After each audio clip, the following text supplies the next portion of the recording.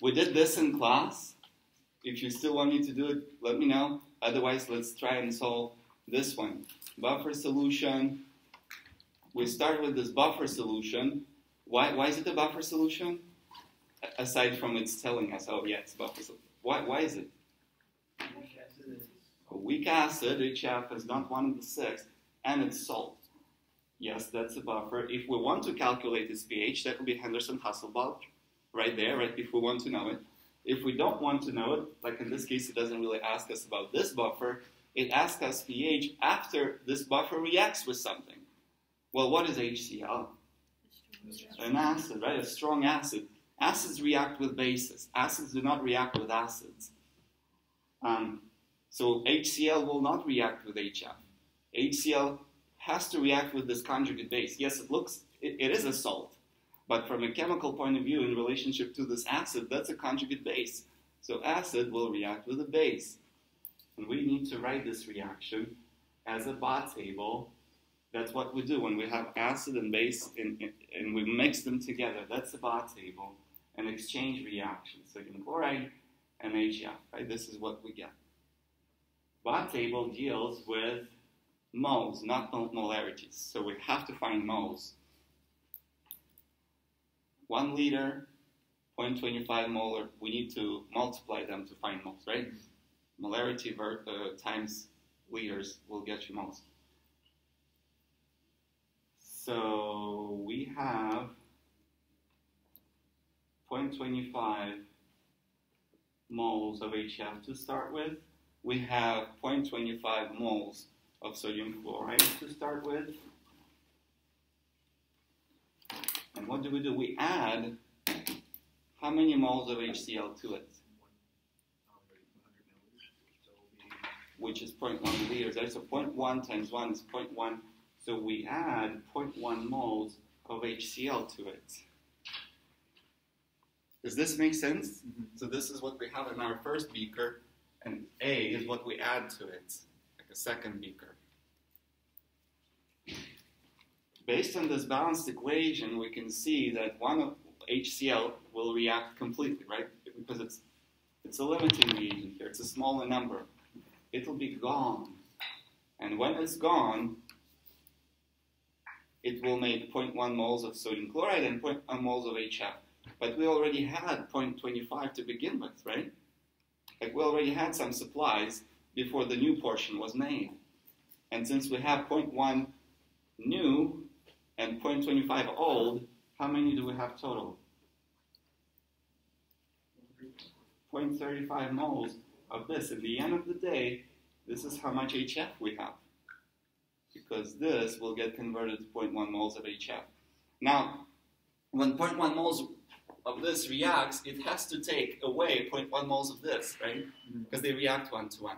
If we had 0.25 moles of this to begin with, and 0.1 moles is gone, how many moles do we have left over? 0.15 moles, right? Questions on this bar table? That's probably the hardest part of this assignment. You carried over the 0.1 moles over to the product side. Yeah. In addition to it. Right. This much was formed, so this plus 0.1 is that now. Okay. Then, at the end of every bar table, we examine the very last row, because this is the solution that we get in the end. What does this solution have? Well, none of HCl. It has some HF, weak acid, and some of its salt. So we get a buffer, right? That's a buffer. And why not the 0.25 moles for the salt? Why this much doesn't get carried over? Because it wouldn't have enough of this to react with. In order for all of sodium fluoride to be gone, it needs 0.25 moles of HCl. Okay, so whatever is knocked out completely is the one that carries over. Okay, that's the trick. Okay. Yeah. So Henderson-Hasselbalch, base over acid. What is pKa of this acid? Do we plug in 3.5 times 10 to the negative 4? No. That would be a negative log of this. So 3.5 times 10 to the negative 4. log negative will be 3.46. So this number is 3.46. How much do we have to convert moles to molarities? If we want to, and if we have extra time on the test, you can, but you don't have to, because it's a ratio. So regardless, whether it's molarity divided by molarity or moles divided by moles, it's the same thing. The answer will be the same. So I would just save our time and plug these directly into here. What should we plug for base? Yeah, 0.15. Yes, it is not the base we're used to, right? Usually we think of a base as like sodium hydroxide, but it's a conjugate base of this acid. That's why we plug this number in here. So this will be base, and this will be acid. Questions? Doable? Yep. So if I hadn't realized that what we had left was the buffers, could I have done an ice table of Yes. F to the buffer? Right. Okay. Then you can do a nice table, yes. All right, let's try number 3. It says, when titrating a weak monoprotic acid, regarding titration, there might be a question on those curves, right? We spend the whole lecture watching some Russian dude drawing those lines, right? We're older, 2 hours older, and how did it change our life? Do we know what those titration curves are? They show how pH changes versus the volume of whatever you add. In this case, you add sodium hydroxide. And we should be able to recognize that. How do they go? What's their shape? Usually it's helpful to know, what do we have in the very beginning? Like in our flask here, we have weak monoprotic acid, and we add from a burette sodium hydroxide to it. So before we added any sodium hydroxide, what will be our pH, high or low? Because it's an acid, right? There's some weak acid. So let's say we have some dot over here before we add any, technically like here, okay? We haven't added anything. In the end of the day, when we added a lot of sodium hydroxide, naturally our pH will be high, right? Because the solution will become basic. So somewhere here, after we have added a lot of it, yes, pH will be high. How does it change in between? Something like this, right? Maybe to make it slightly more beautiful. Something like this. But yes, it's always increasing, but there will be a region where it increases rapidly. And the middle point of that region, where the inflection of the graph changes, this point is called what? Equivalence point. Yes, and at that point, and the goal of titration is to actually find how much volume of this takes to reach that point. And at that point, all of our acid is quenched, like 1 and 1. All of it is quenched by base. Well, naturally, what will be pH at this point? If you have strong acid and strong base, you see they fight each other off, and it's neutral, right? You cannot have more acidic than basic, because if both are strong, both just kill one another. But if you have a strong base and a weak acid, guess who wins? The base, because it's strong, right? It will produce more OH minuses than the weak acid will produce H pluses. And solution when there's more OH minuses is basic. That's why, in the end of the day, yes, our pH will be basic at equivalence point, because this is a weak acid. It doesn't fight well back. It doesn't produce a lot of H pluses into the solution. Question? Questions? Like this is not 7. It would be like more than 7 for a weak acid. For a strong acid, yes, it would be 7. Right.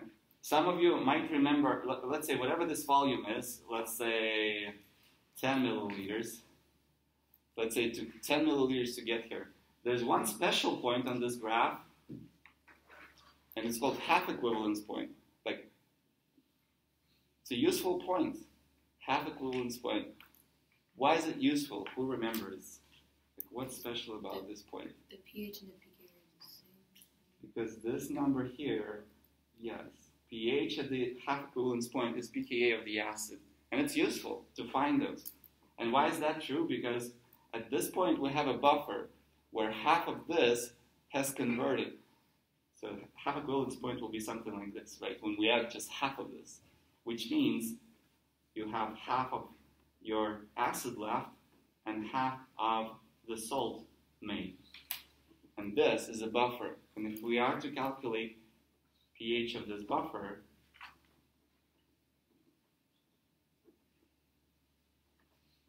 at that particular point, those amounts are equal, which means this is 1, which means log of 1 is 0, which means this just gets cancelled and pH is equal to pKa. So just remember, half equivalence point is useful because it helps us find pKa of the acid. All right, let's do number 4. Thoughts? What should we start with?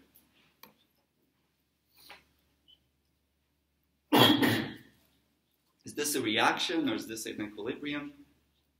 And how can we tell?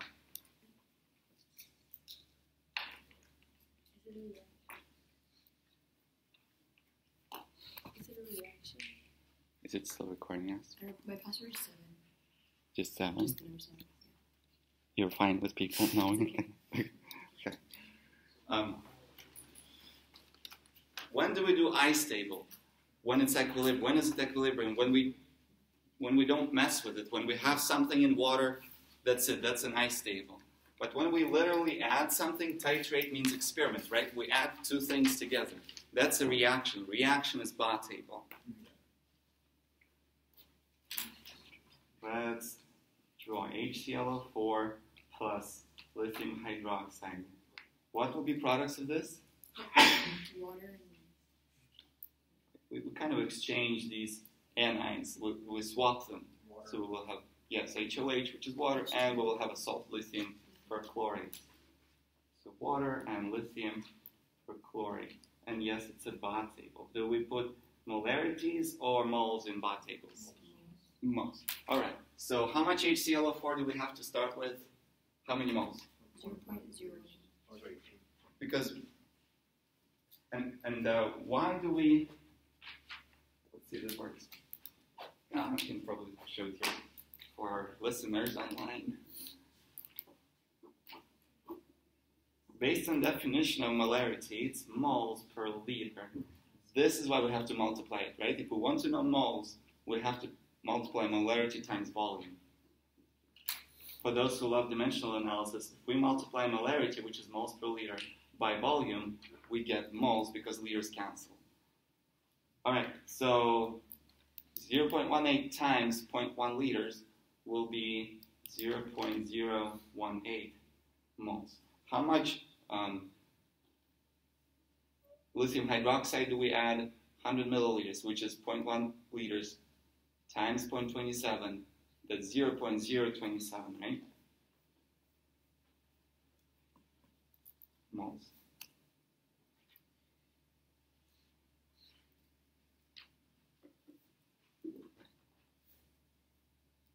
Try to see it this way when it's like 1-to-1. One person, like a bunch of people from Russia want to dance with a bunch of people from America. Let's say 18 Russians want to dance with 27 Americans, and this is how this, like the rules are one for one, right? One reacts with one. Russians, Americans, who will be gone first from the Dance floor? they sit on benches. Who will be? They go to dance floor. So this is our dance floor, and they go to dance. And so far, 18 Russians are sitting on the benches, and Americans are sitting on the benches. Who will be gone first? Russian, because there are less of them. And how many pairs will we form? 18, right? We will form like 18 millimoles of this salt. How many Americans will be left over? 27 minus 18, right? So this is where we get these numbers from. Yes, all of HClO4 will be gone because it's a small number. But when it's gone, it takes 18 out of this. So 27 minus 18 will be 0.0009 moles. Yeah. And yes, we will make 0.018 moles of water and 0.018 moles of that salt. But honestly, we don't really care because these don't affect pH. Water doesn't affect pH because it produces equal number of H plus and OH minus. And that salt doesn't affect pH because it's a strong cation, strong anion salt, neutral pH. So what do we have at the end of the day then? A buffer or not? No, Oh no, we have this. But what is this? This is a base. It's a base, and then the question becomes, is it strong or weak? And yes, it's strong. What other strong bases do we know? Pretty much any metal from group 1, lithium, sodium, potassium, cesium, hydroxide, yeah, those are strong bases. From group 2, calcium hydroxide is strong, barium hydroxide is strong, yes. As long as it's soluble, and these are soluble, will be strong, yes. Why did you cancel out LS04? Say again? Why did you cancel out the last column? Because none of these affect pH, and since we're interested in pH, yes, we know their amounts, like it doesn't hurt to know them, but we will not really work with them anymore, because they have no effect on pH. So why don't they affect pH? Like I know why water doesn't, why is it the other? Yeah, great question. Let's discuss this. Why pH of this, pH of lithium chloride 04 is 7? Like, why? Because when this gets into equilibrium with water, what can we write? What will be the equilibrium products of this reaction? Lithium OH and HClO4. Now, why? Because it's not easy to see this. How is it possible to see this? Try to think of water as OH, and then you just swap these places, right? That's how to get to this equilibrium. What does this mean? It means we have a strong base, lithium hydroxide, and a strong acid, so they basically kill one another. There's no excess of one over the other. So that's why pH of that salt is 7. So we have a strong base, and we know how many moles of it we have. How can we find maybe POH? Of that number, You have to convert it to molar. have to convert it to molarity, right? And that's a reminder. Every bar table is not molarity, right? It deals with moles. But POH and pH are negative log of molarity, of concentration. We cannot just plug moles here. Square brackets mean molarity. So please do not plug this directly. We need to find molarity. We need to divide this by the volume of our solution at that point. And what will be the volume of solution at that point? Let's see. We take 100 milliliters and we add another 100. 200 milliliters, which is 0.2 liters, right? 0.2 liters. So the molarity of lithium hydroxide will be 0.009 moles divided by 0.2 liters. Oh, yes. I got 0.045. That's molarity. And that we take negative log of. So negative logarithm of 0.045 is 1.35. How do we find pH? You subtract 14 minus. 14 minus POH, yes. 14 minus POH. And that will be 12.65 or something like this. Yes? Where did you get the 0.2 from? 0. What? The 0.2? liter? Right. It's the volume of our solution at that point. When we add 100 milliliters of one and 100 milliliters of the other. So it adds together to get to 100. Yes? Okay. Solubility, let's see. These are very similar. You want to do one of the two? Barium fluoride seems like it's more complicated, so let's do barium fluoride.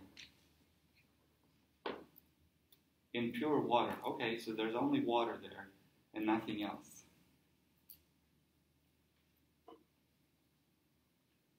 what does, we don't even need to write it like that, unless we want to. But what does this precipitate do in water? If this is a lump that sticks together, and we need to write what happens to it when it dissolves, it dissociates. Lumps do not dissolve in water, only ions dissolve in water. When something goes into solution, it splits into ions, right? How many barium ions will we get out of this? Just one, right? There's only one barium ion here. Even if you forgot its charge, which is 2+, it's still just one barium. Does it make sense to have 2 fluoride ions? Because it contains 2 fluorines. So 2 fluoride ions. And we can compile an ice table if we want to describe this. Do we include solids, since this is a solid? No. We only include ions as far as like solution goes, or something that we can calculate molarity of. But there's no molarity of this since it's not a part of our solution. Do we have any of ions to begin with? Like initially means before it has split. We don't, right? And it might look like an obvious thing to you, but in reality, what if you calculate solubility of this in 1 molar sodium fluoride solution? Well then, even though it hasn't split yet, our fluoride will be 1 molar because we have already some sodium fluoride present there. It's just, in this case, it's pure water. So in pure water, there's none of these ions. That's why it's 0. What if it asks you to measure solubility of this stuff in 1 molar barium chloride solution? What will we put here?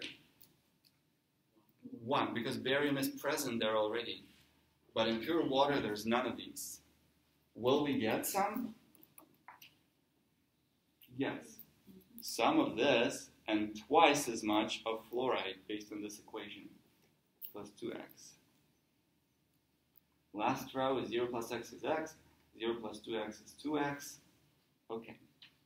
And then if we want to write KSP for this process, it's products over starting materials, which we don't include because it's a solid, but we need to multiply barium 2+ by fluoride minus concentration squared, right? Because there's 2 of those. Well, our ice table tells us that barium 2+ is x, and fluoride is 2x. So it's x times 2x squared. Questions here?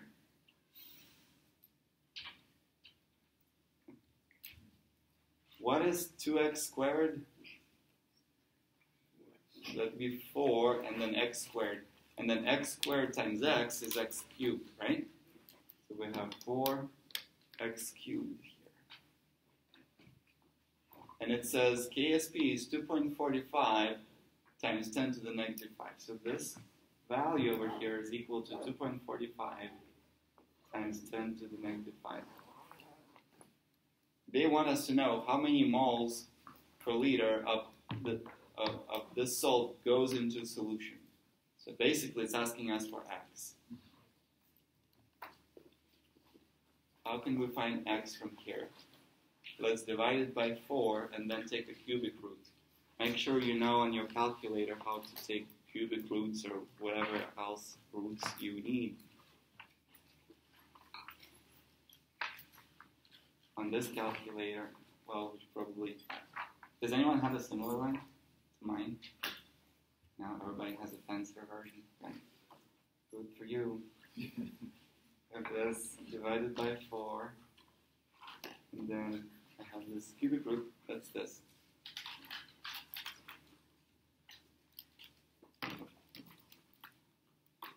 Alright. Question. Yes. So, this always trips me up. Where'd you get the 2 for the 2x from? Like, I get you square it because there's 2f, but the 2x itself, where'd that come from? 2x from this ice table. Yeah, where'd that 2x come from? Great question, because we don't know how many ions we will get of this coming to here. So we just call it x. But since we call this x, this has to be 2x, because based on this recipe, for every 1 barium, we have to produce 2 fluorides.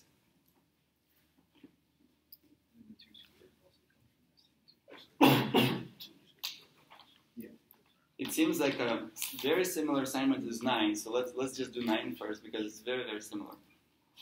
We have insoluble aluminum hydroxide. So this is like a lump that's not dissolved, which means we don't include it in the equilibrium. To which extent will it... Oh, sorry. What should we write on the right? Some ions of aluminum. Who remembers what their charge is? Plus 3. Not that it matters for our calculations, but it's just good practice to write what happens rather than just aluminum. Because aluminum means like aluminum pan.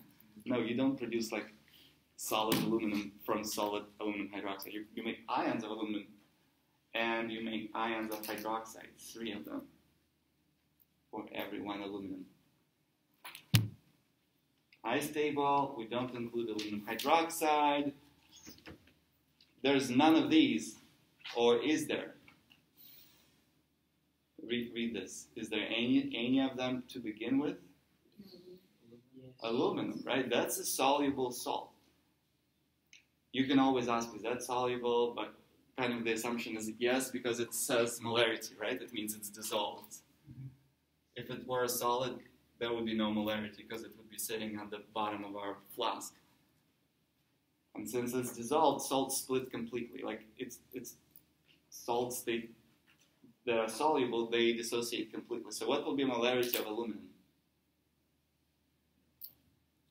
Ions, 0.05. What would be molarity, by the way, of chloride ions? 0.05 times 3, right? 0.15. But we don't really care for it because they are not a part of this equilibrium. How many well, none to begin with. Will we get aluminum some more when this splits? Yes. Do we know how many? No. So let's call it X. How many hydroxides will we get relative to X? 3X. Okay, so we have 0.05 plus X here and 3X here. Just adding up these and these.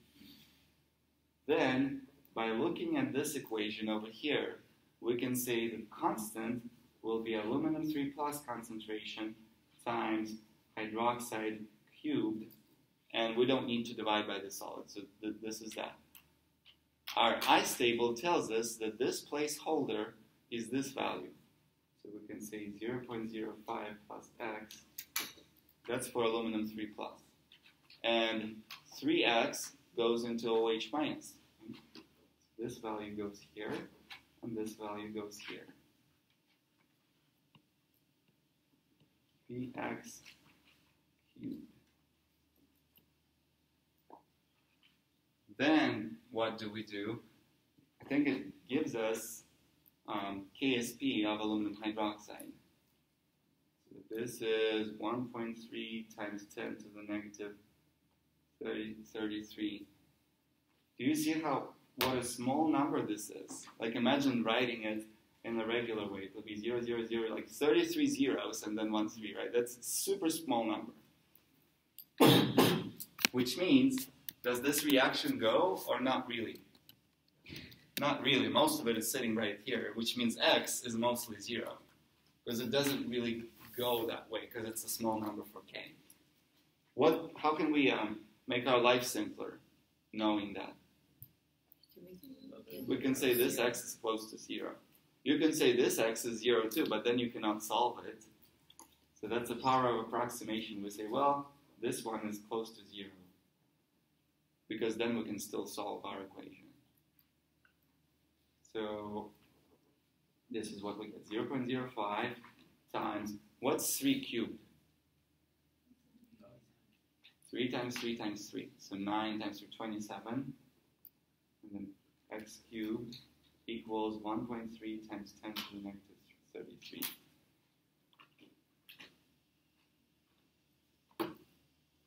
.3 times 10 to the negative 33 divided by 27 divided by 0.05, and then cubic root of this gives us 9.87 times 10 to the negative 12. Okay? And yes, I think that the answer key has a typo there, so that this is the correct answer, the one that we got. Okay? Questions? No? Doable? All right. Anything else from this chapter you want to go over before moving on to something else? All good?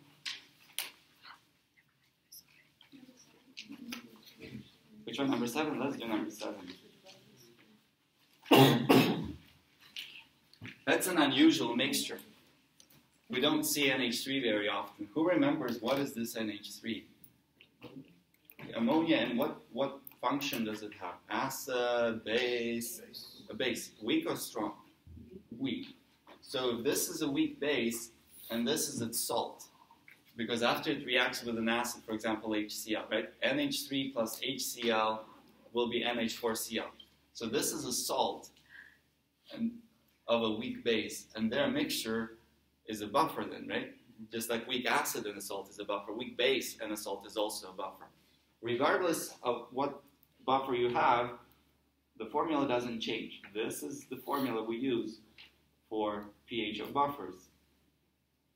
It's a consequence of ice tables. But it saves our time to just write it like this. Henderson-Hasselbalch. We need pH of 10, so this value has to be 10. We need to plug in pKa, but Kb is given. How unfortunate. I wish it was pKa, but it's Kb. How can we convert Kb to pKa? Nice. So we can get pKb. P means negative log, so that would be negative log of our Kb of 1.8 times 10 to the negative 5.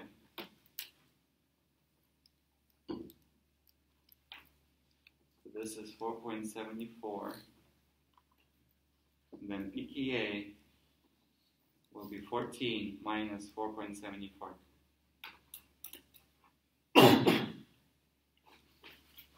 Should you know stuff like this? I hope so, but even if you don't, it will be there will be a reminder on the front sheet, right? That together they make 14. So if you know one, you can find the other, 14 minus.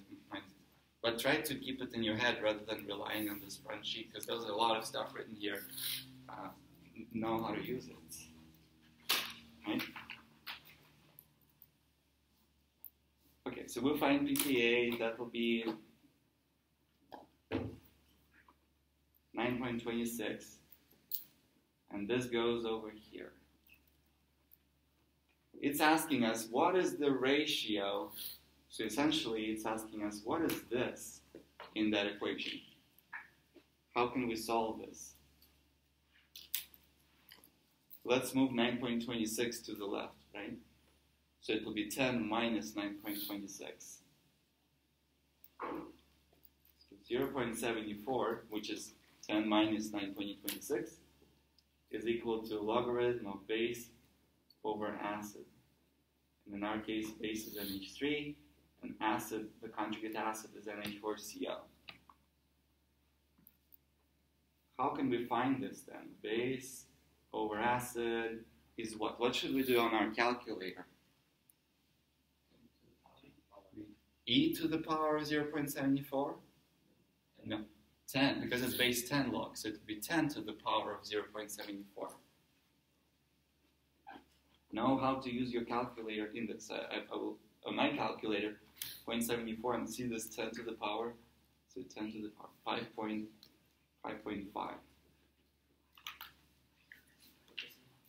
Yes?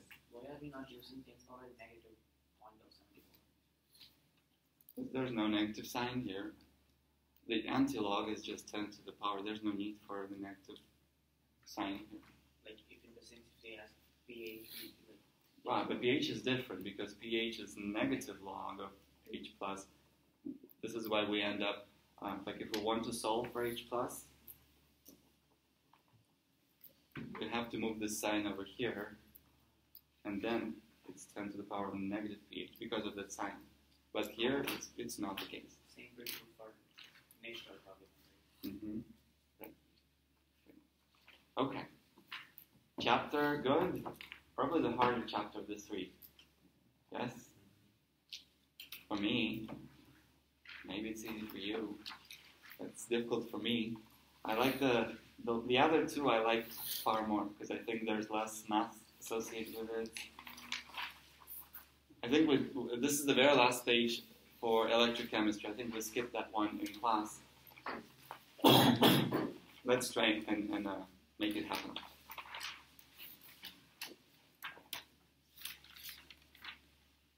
Let's do from the very end. What element is being reduced? The question on the test can be what's an oxidant, what is being oxidized, what is a reductant. All of this is a consequence of what loses electrons and what gets electrons. And that we can understand by assigning oxidation states. How do we do this? Some elements are more predictable than others. For example, hydrogen can never be +2 or -3, no, because it only has one electron, right? So at the most, it can be +1 or -1, because it only has one electron. So in this case, since it's written up front, usually positive oxidation states are written up front. If this is +1, what has to be, what does oxygen have to be? -1, so that together they make 0, because this is a neutral molecule. Its total charge is 0, so that's why we equal it to 0. All right. Hard to tell just by looking, but in this situation, oxygen is more predictable. Most of the time, except for this chemical actually, most of the time oxygen is -2. Same like here. Oxygen will be -2 in this second chemical also. When we don't know, or it's not obvious what the other element is, we can call it X. Same in this case, we can call it X. And then we set up a little equation in which we say that total number of all the oxidation states, and we have 2 oxygens, so 2 times -2 is -4, is equal to the charge of the whole thing. This thing is neutral, so that's 0, which means X is equal to 4 in this case. So this chlorine is +4. But in this case, the total charge is -1. See how this minus, that refers to the whole charge. So X minus 4 is equal to -1. Which means, what is the charge of chlorine? +3. Nice.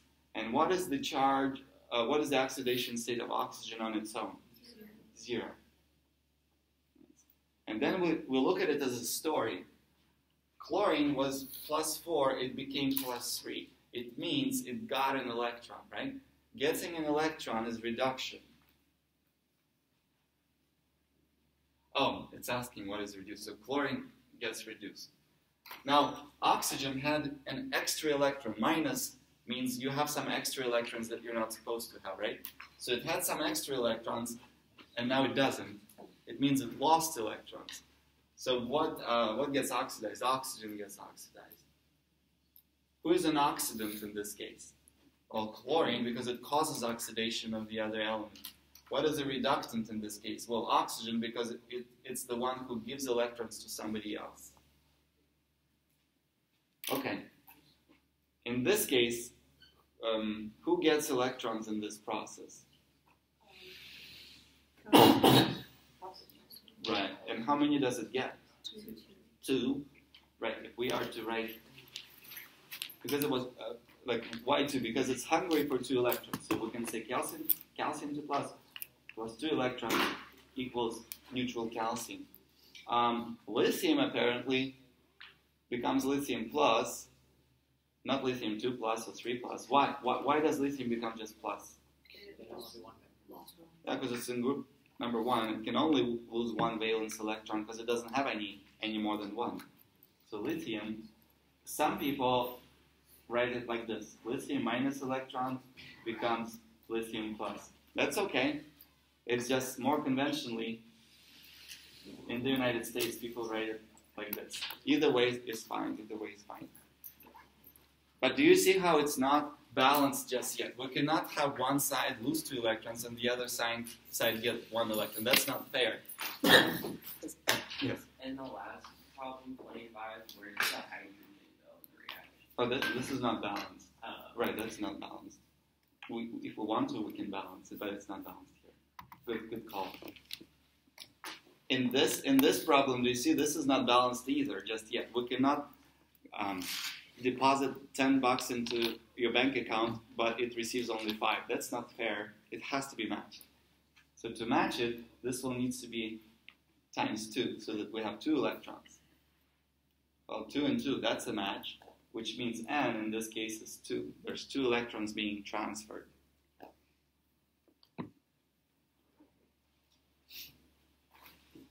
Okay. Any more questions on this 24, 25? Can you explain 23? Yeah, let's do 23. Which of the following metals dissolve means react? Which of them react with nitric acid, hydrochloric acid, HCl? It has H plus in it, so potentially this H plus can get electron and become hydrogen gas.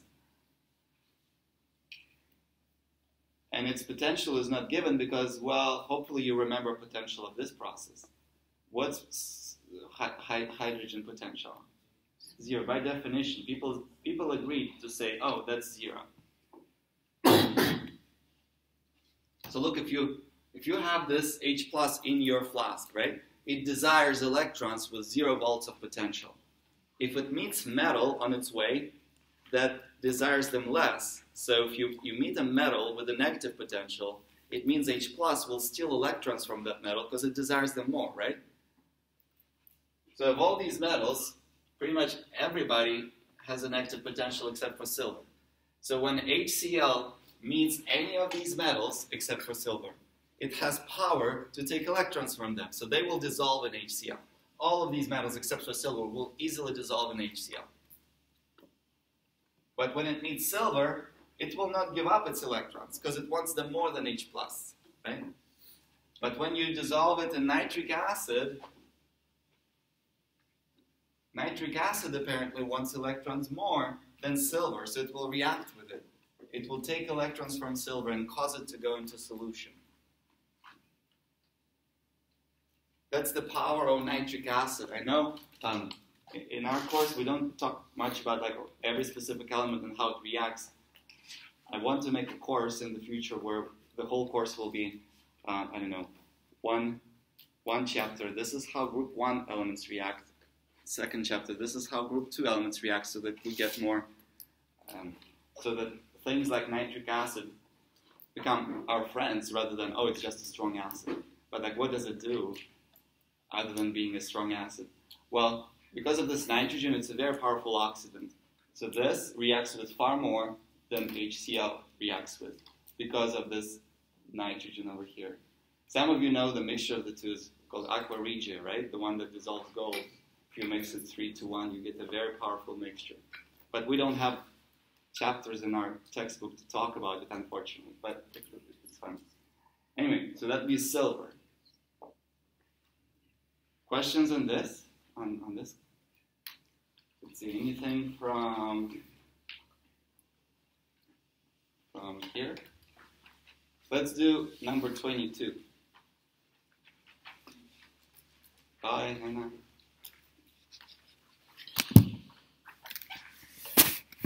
Let's see. We have molten mixture of salts. So we have a bunch of sodium plus ions. We have chloride minus, bromide minus, iodine minus. Which will be oxidized for? What is oxidation? Losing electrons or getting electrons?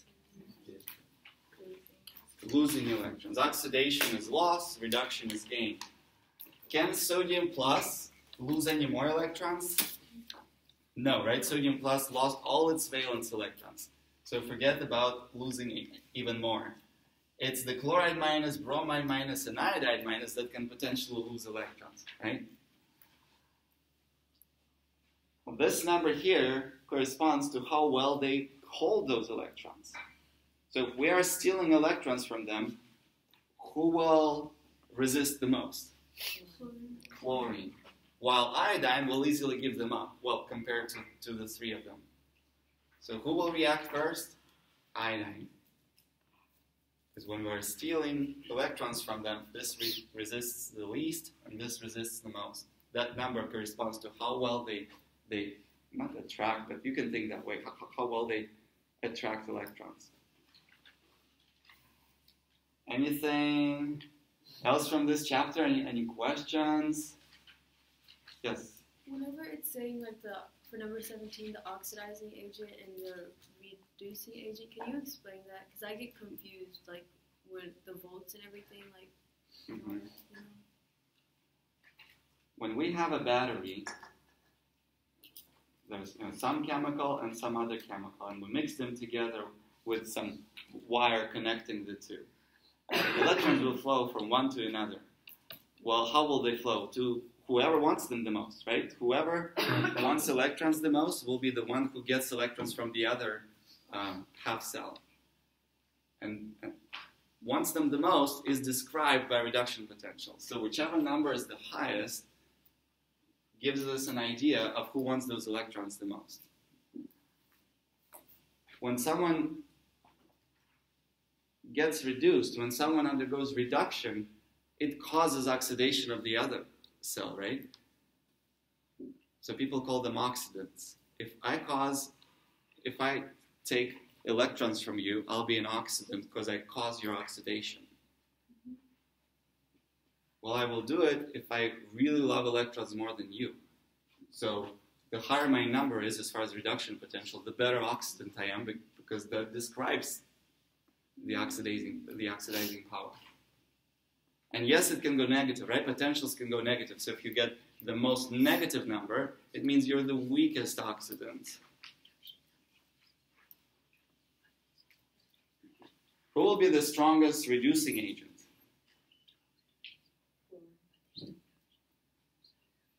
Maybe Fe2 plus. We'll look at the smallest number, the most negative number. Got Fe2 plus. Right? Huh? Fe2 plus. Iron 2 plus? Yes. Please don't say Fe.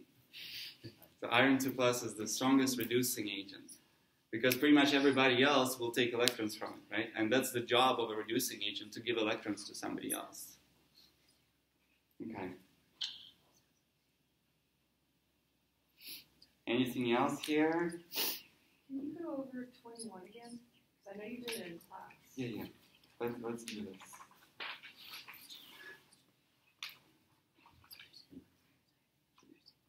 Electroplated means electroplated. Electroplate means you have a cell. There are some ions, usually some salts, right? Some metals, some anions. And when we do electrolysis, we're giving electrons to whoever needs them. I don't think X minus needs them, right? Because it already has some extra. So it will be M plus who gets those electrons. Sometimes it's just plus 1, but I think in our case, aluminum, it's in group 3. So naturally, aluminum has a charge of plus 3. So it needs 3 electrons to become neutral, and that's solid now. While this is an ion that's dissolved in solution, right? This solid one will wrap around our electrode, whatever we put, a coin or a ring or whatever else. Aluminum will get wrapped around it, and that people want that material because it looks nice. Or it has some properties that we desire. And it says, how much? How much of this will we get? What's the mass of this aluminum in the end of the day? And this problem turns into a dimensional analysis problem. I don't think the front page will mention it. Yeah, I don't think it will. But amps are coulombs per second. So let's try to go with this. 5.8 coulombs per second. We don't directly multiply it by minutes, right? Because minutes and seconds will not cancel. But if we convert minutes to seconds, 755 times 60, we get 45,300 seconds. Then seconds cancel. So now we have coulombs. Well, coulombs is good, but it doesn't really help us here. We need moles, right? In any stoichiometry, we need moles. There is a conversion factor called F, Faraday's constant. That's 96,500 coulombs per mole of electron. This will be given on the front sheet with the units. Which means if we, so now this number is in coulombs, if we multiply it by inverse, right, with moles on top and coulombs in the bottom, coulombs will cancel. Let's do this. So times mole of electron over 96,500 coulombs. Now coulombs are cancelled. And we have moles of electrons. Hello. So now we have moles of electrons. It's good. We know information about this, but we need information about this. Jumping from one to the other is stoichiometry. What do we need to divide or multiply by if we want to switch to aluminum? Divide by 3 or multiply by 3? Divide by 3. If it's intuitive, that's good. If not, why is it divide by 3? Because we multiplied by 1 mole of aluminum and divide by 3 moles of electrons. And in this case, moles of electrons cancel. See, in the end of the day, yes, let's divide by 3. All right, so by this operation, we get moles of aluminum. It's asking us mass of aluminum, so we need to convert moles to mass. That's multiplying by molecular weight, which is 27. This is from periodic table, right? So moles and moles. Yes, and then we get our answer. Did you have a lab on electrochemistry yet? Is it coming? I think it's coming. Cool. Okay. That's the next one.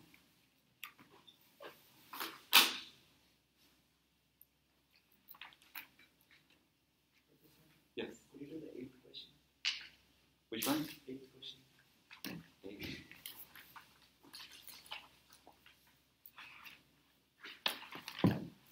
This one? Yeah. Assuming no one change the time. Yeah. Do you want to do, let's do this together. Okay, this is from chapter 16. We have buffer, we add something. Add means bar table, right? And what will sodium hydroxide react with? Acid or a base?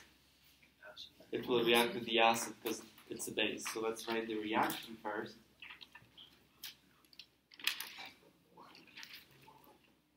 Plus water, bar table.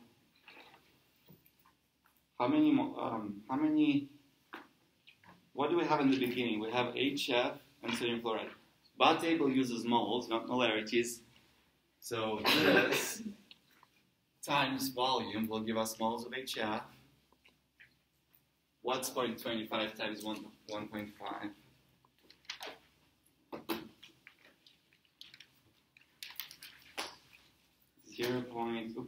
That was HF.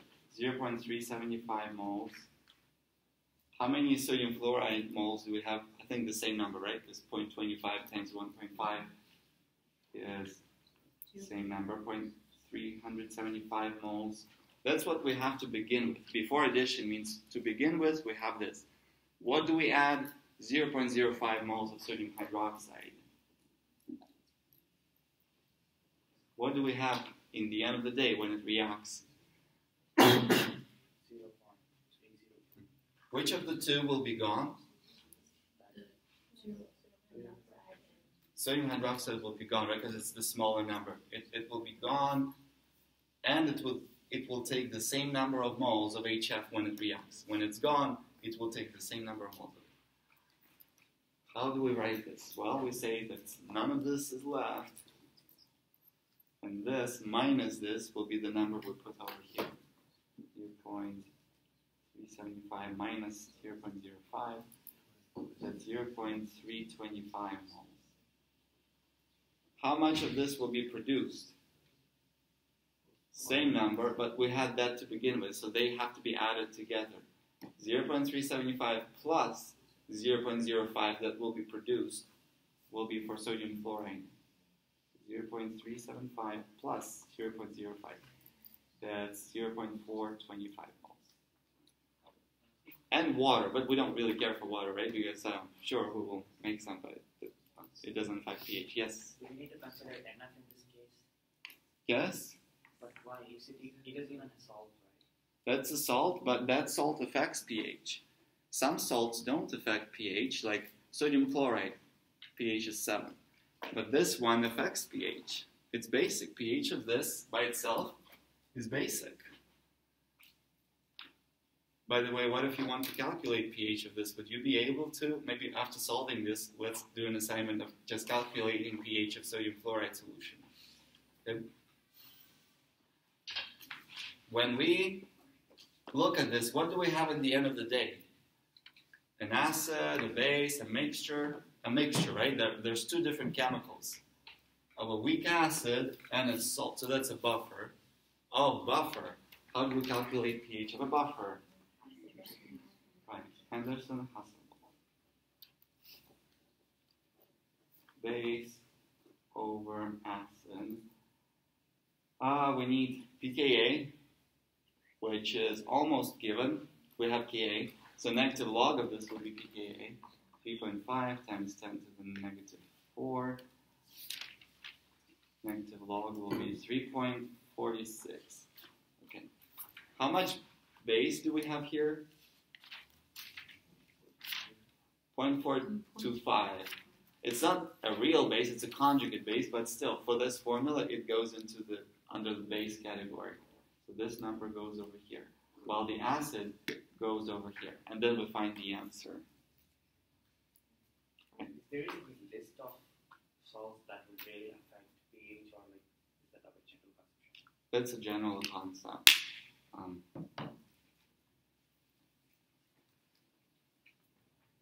Let's practice with calculating pH of this, for example, right? Let's say we have 0.1 molar solution of sodium fluoride.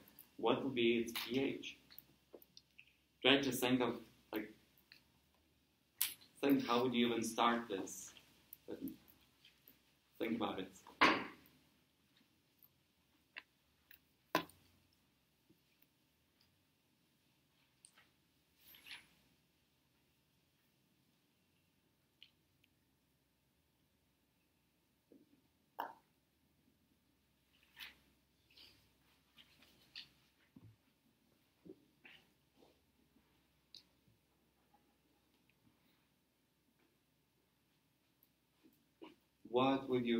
What else is there rather than sodium fluoride? What else? What is it a solution in? In water. So we can write sodium fluoride equilibrium with water. What will be on the other side? Sodium OH and HF, right? We can do an ice table. Do we include water into it? No, it's a liquid. We don't include liquids. What's the initial concentration of sodium fluoride? 0.1.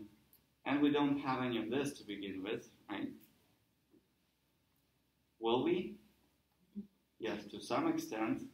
So we will write X and X. How much of sodium fluoride will be gone? Minus X, okay. So this is 0.1 minus X, this is X, this is X. What would be the constant for this reaction? This times this divided by that, right? X times X, that's X squared, divided by 0.1 minus X. This constant, does it describe kind of like an acid giving a proton to water or something taking a proton from water? Yeah, something taking F minus actually takes a proton from water. If it helps you, if it's hard to see that it's a Kb, try to develop this habit, and I think it becomes even more useful in organic chemistry. Metals like sodium, potassium, lithium, they are spectators.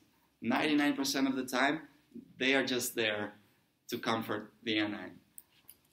So you can kind of forget about them if it makes your life easier. You can forget about sodium.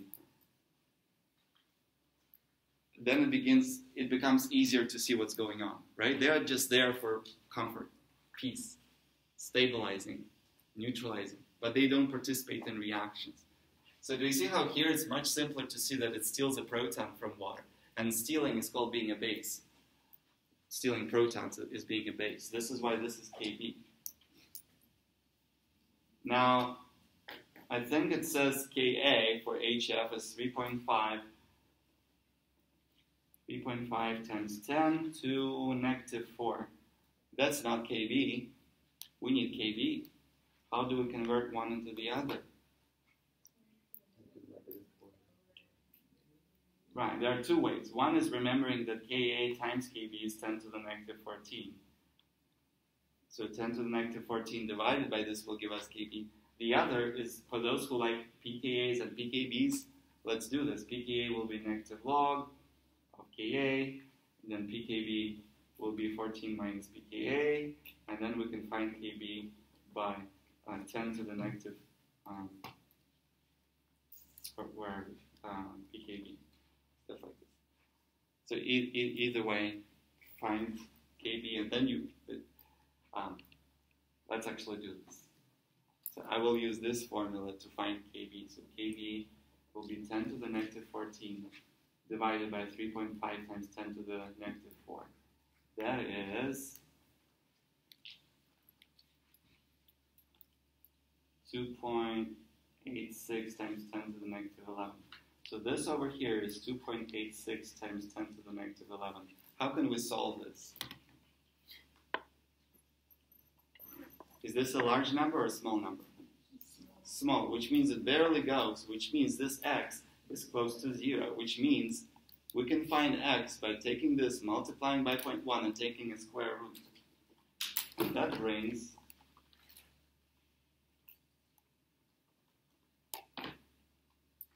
(1.69 times 10 to the negative 6).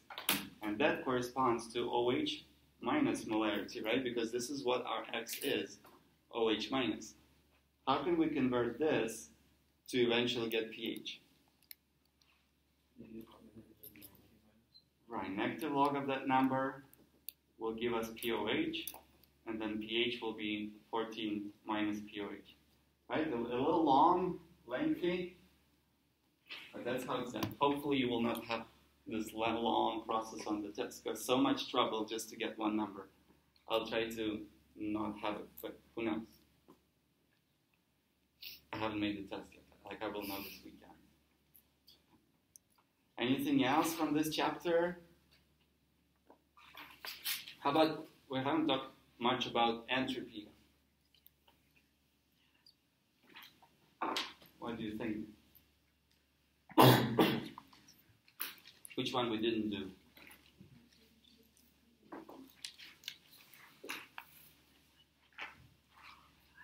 What will you do with number 12?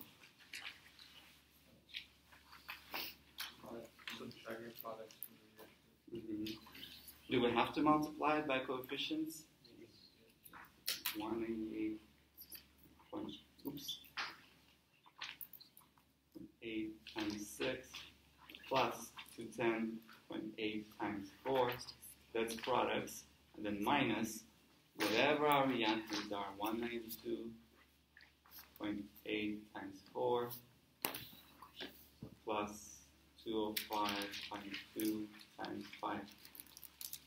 Does it surprise you that all of these entropies are positive, or no? I hope it doesn't surprise you. Entropy is a measure of disorder, so everything will be, everything has some disorder to it except for a perfect crystal, in which case it's 0. So it's normal for entropy to be positive. All right. How will you deal with number 14? We'll take a look at it. Dr. Nick, yeah. Question for the last one. You don't do anything with the numbers before the guys, like the 188, you got the 6 for the H2O, you don't factor the 6 in at all? You just... Oh, we did over here.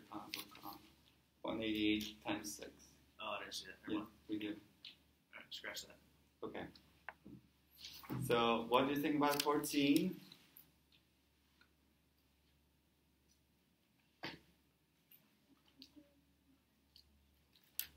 What is the equilibrium constant? Is that K? Right, that's the K. So there must be some way to convert delta G into K.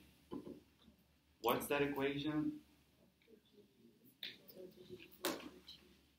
Minus NR. Oh no N. N is from electric chemistry, right? Here we don't have N. Minus RT natural log of K.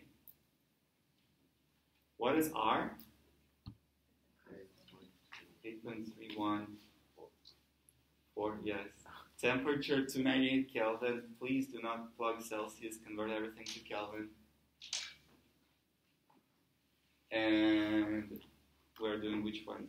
This one. Delta G is minus 34.5. Do I plug minus 34.5 or do I get rid of multipliers? Yeah, always, right? So kilo means 1,000. So it will be this times 1,000. And then we find our K. Even without solving it, do you expect the K to be a very large number or a very small number?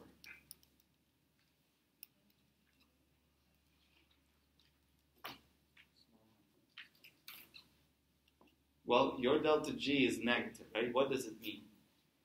Spontaneous, which means reaction really prefers products, right? So we should expect a very large value for K because it's spontaneous. It wants to become products naturally. Okay? Okay. Yeah, I think we've discussed like most of the questions. If you have any remaining thoughts or examples, maybe something from the book, let me know. If not, thank you for coming. Just let me know either way. Good luck. Try to stop by Monday. Maybe by Monday you'll have more questions or send emails. We'll be glad to talk as much as we can before Tuesday. Don't forget to buy a blue Scantron. Please get the Scantron. Did you send a copy of the formula sheet? Yeah, I'll send it to all today. Yeah, thank you. What are the salts that we should consider for the pH? Say again? What are the salts that affect the pH? Like Salts any and- general salts that we should. Right. Let's try this. Salts can be thought of. So how do salts affect pH? We have some metal and some non-metal. Or like this can be chloride, nitrate, right? Sulfate, sulfide. Metal can be aluminum, sodium, whatever else.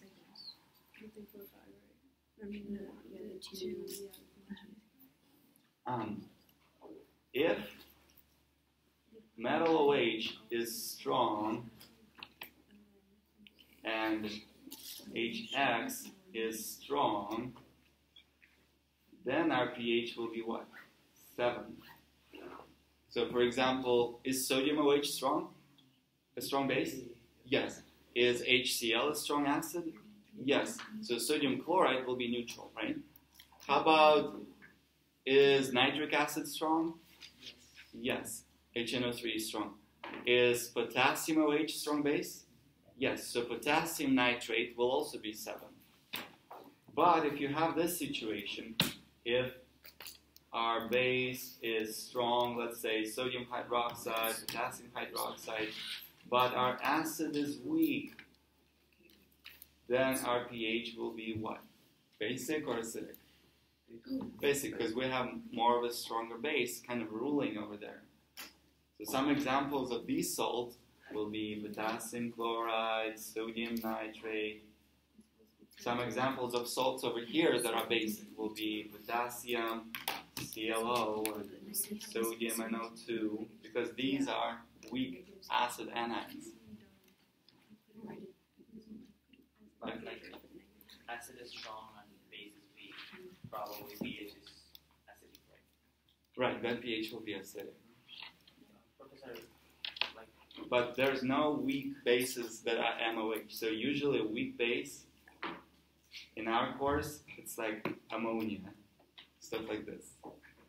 Well, technically you can think of aluminum hydroxide. That's a weak base because it's insoluble. It's not really a base. It's just insoluble. So when you have aluminum salt, something like this, that will be acidic pH. Or when you have an H4Cl, that's acidic pH. It's kind of a rare situation. It's far more common to have something like this. All right. Thank you. I'll stay for more questions if you have them.